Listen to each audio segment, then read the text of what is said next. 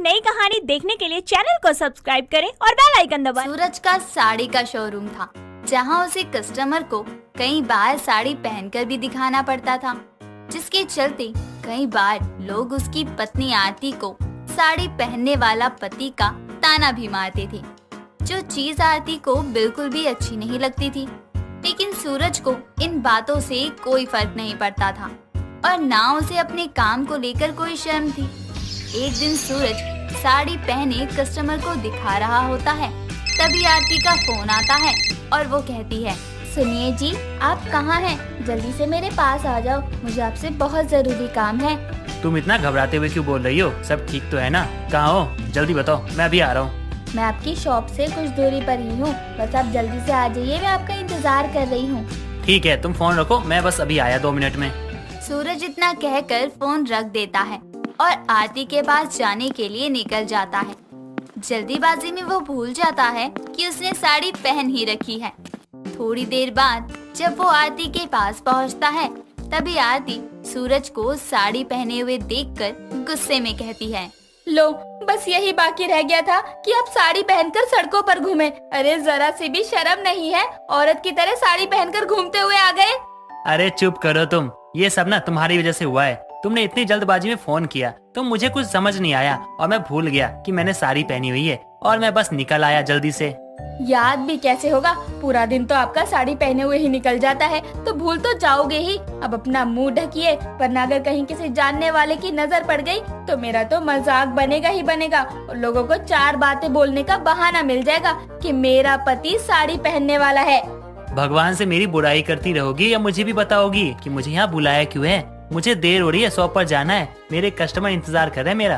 कौन सा आपका बहुत अच्छा काम है? सभी औरतों को साड़ी पहनकर ही तो दिखाना है। मैंने तो आपको इसलिए बुलाया था क्योंकि आपने आज सोने का सेट दिलाने के लिए बोला था और चुपचाप शॉप पर निकल आए। हद है यार, तुमने इस बेवजह के काम के लिए मुझे शॉप से बुलाया है। सच में तुम्हारा ना कुछ भी नहीं हो सकता यार। मुझसे जुड़ी सारी चीजें आपके लिए बेवजह ही होंगी, लेकिन मुझे तो अभी चाहिए। आप चलिए मेरे साथ सुनार की शॉप पर। आरती और सूरज आपस में बहस कर ही रहे होते हैं कि तभी उनकी पड़ोसन अनीता की नजर सूरज पर पड़ती है और उसे साड़ी पहने हुए देखकर उसके पास आकर कहती है, सूरज जी, आपको साड़ी पहनने का इतना शौक था? मुझे तो पता ही नहीं था।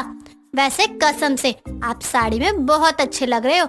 और आरती, तुम यहाँ क्या कर रही हो? किसी काम से आई थी, हो गया, अब घर जा रही हूँ। अरे तो रुको ना, मुझे एक साड़ी लेनी है तुम्हारे साड़ी पहनने वाले पति की दुकान से। चलो ना मेरे साथ, उसके बाद दोनों साथ ही में घर चल लेंगे। नहीं, मेरे सर में बहुत दर्द है। आप सूरज जी के साथ चली जाइए, ये आपको साड़ी भी दिखा देंगे, साथ ही पहनना भी सिखा देंगे। इनको बहुत अच्छी साड़ी पहननी आती है ना। आरती इतना कहकर गुस्से में घर चली जाती है और अनीता सूरज के साथ उसकी शॉप पर चली जाती है।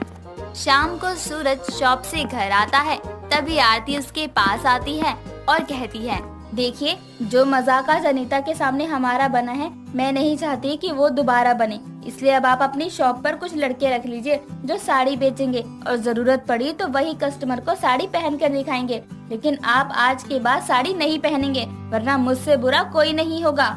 अच्छा बाबा, ठीक है, तुम जैसा कहोगी मैं वैसा ही करूँगा।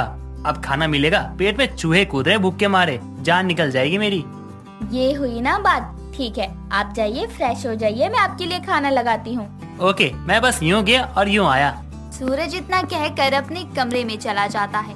थोड़ी देर बाद फ्रेश होकर वो नीचे आता है, जिसके बाद दोनों खाना खाकर सोने के लिए चले जाते हैं। समय बीतता है, तभी एक दिन आरती की फ्रेंड राधिका उसके घर आती है और कहती है, यार मुझे अर्जेंट साड़ियाँ चाहिए, और जैसे मुझे साड़ी चाहिए वो कहीं नहीं मिल रही। बहुत सारी दुकानें देख ली, लेकिन मुझे साड़ियाँ पसंद ही नहीं आ रही। तेरी पसंद कॉलेज टाइम से ही ऐसी है जो जल्दी कहीं नहीं मिलती और आखिर में तुझे पुरानी चीजों का ही इस्तेमाल करना पड़ता था।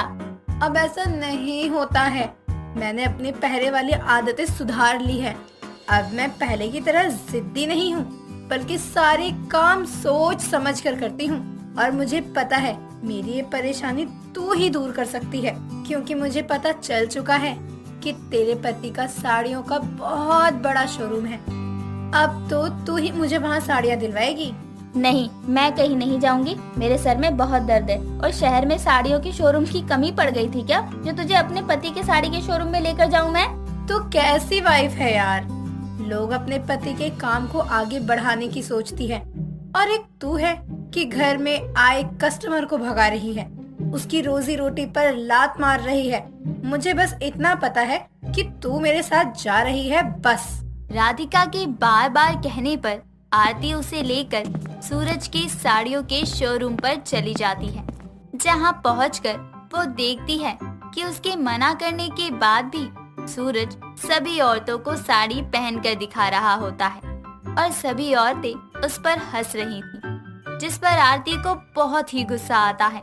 तभी सूरज की नजर आरती पर जाती है और वो तुरंत साड़ी खोलकर साइड में रख देता है। तभी राधिका हंसते हुए कहती है, सूरज जी, आप तो साड़ियों में बहुत अच्छे लगते हैं। एक बार दोबारा पहनकर मुझे भी दिखाइए ना। आरती, मुझे तो पता ही नहीं था कि तुझे साड़ी पहनने वाला पति मिला है। जिस तरह से इनका काम है, उस हिसाब से तो इन्हें पूरा दिन साड़ी पहनकर रहना होता होगा ना। तो यहाँ साड़ियाँ लेने आई है ना, तो चुपचाप साड़ी ले, हम चले यहाँ से, क्योंकि मुझे घर में बहुत काम है। तेरा तो हमेशा ही मुंह बना रहता है। सूरज जी, आप इसे कैसे झेलते हो? कैसे बर्दाश्त करते हो आप इसे? क्या करे, मुझे तो अब आदत हो गई है और शादी की है, कोई मजाक नहीं। आप ये सब छोड़िए और साड़ी देखिए।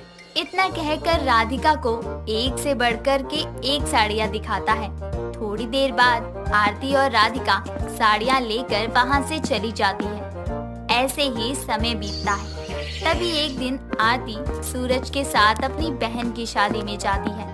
तभी उसकी सबसे छोटी बहन रुचि सूरज के पास आती है और उसका हाथ पकड़कर कमरे में ले जाती है, जहाँ उसकी सहेलियाँ खड़ी होती हैं।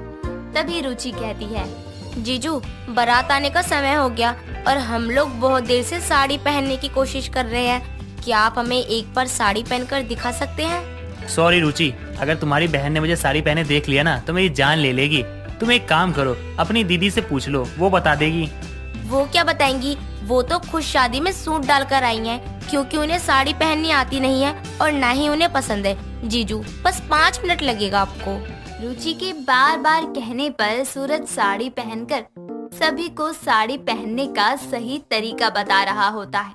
तभी आरती वहाँ आ जाती है और सूरज को साड़ी पहने हुए देखकर कहती है, आप नहीं सुधर सकते हैं। जहाँ देखो बस औरतों की तरह साड़ी पहनकर खड़े हो जाते हैं। अगर आपको साड़ी पहनने का इतना शौक लग रहा था तो घर से ही साड़ी पहनकर आ जाते। ये कोट पैंट पहनकर आने की क्या जरूरत थी? पता नहीं कहाँ से ये साड़ी पहनने वाला पति मेरे पल्ले बन गया। उसे कुछ भी कहो कोई असर ही नहीं होता। आरती की चिल्लाने की आवाज की वजह से वहाँ और लोग भी जमा हो जाते हैं। सभी लोग सूरज को देखकर हंस रहे होते हैं, जिस पर सूरज को बहुत ही शर्मिंदगी महसूस होती है और वो चुपचाप कमरे से बाहर चला जाता है। तभी रुचि अपनी बहन को सुनाते हुए सारी बातें बताती है, जिसे सुनकर आरती को अपनी गलती पर बहुत पछतावा होता है और वो भागकर अपने पति के पास जाती है और उससे हाथ जोड़कर माफी मांगती है। साथ ही दोबारा फिर कभी सूरज को मुझे साड़ी पहनने वाला पति मिला है इस चीज का ताना भी नहीं मारती। तो अगर आपको ये कहानी पसंद आई तो इसे लाइक करें, शेयर करें और कमेंट करके बताएं कि कहानी में आपको सबसे अच्छा क्या लगा।